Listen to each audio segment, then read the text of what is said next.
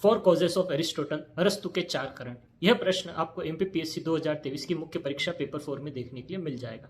तो आइए इसे हम दो उदाहरण के थ्रू समझने की कोशिश करते हैं। पहला जो हमारा उदाहरण रहेगा वो रहेगा एक पॉट का, एक मिट्टी के बर्तन का, और दूसरा रहेगा ब्रेड का।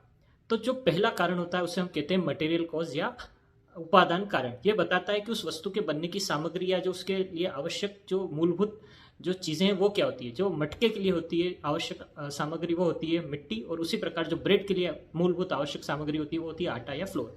दूसरा जो कारण होता है वो होता है उसका फॉर्मल कॉज। फॉर्मल कॉज का यहाँ पे मतलब होता है उसका स्वरूप कारण। स्वरूप कारण का यह आशय होता है कि वो वस्तु होगी क्या, उसका ब्लूप्रिंट क्या होगा, इसका स्ट्रक्चर क्या होगा।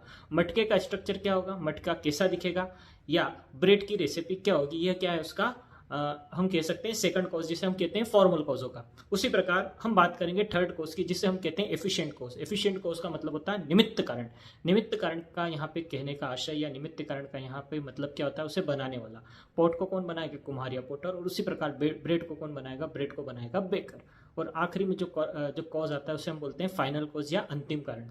यह बताता है कि उस वस्तु का लक्ष्य क्या है, उसका पर्पस क्या है। यहाँ पे पोर्ट का पर्पस क्या है, पानी का संग्रहण करना, उसका स्टोर करना। उसी प्रकार जो ब्रेड है उसका जो अंतिम लक्ष्य क्या है, उसका अंतिम लक्ष्य न्यूट्रिशन। और इन चारों कॉजेस में, इन चारों कारण में से अगर कोई एक भी अब्सेंट होता है तो वो चीज़ अपने आप उसका एग्जिस्टेंस जो है वो खत्म हो जाता है। उदाहरण के लिए अगर उपादान कारण नहीं रहेगा या मटेरियल कॉज नहीं रहेगा तो भैया मटका बनेगा किस चीज़ का। या यहाँ पे कुम्हारी अब्सेंट है या बेकर अब्सेंट है तो उसे बनाएगा कौन। तो आई होप आपको ये वीडियो पसंद आया होगा। ज़्यादा से ज़्यादा लाइक, कमेंट और सब्सक्राइब करें। धन्यवाद।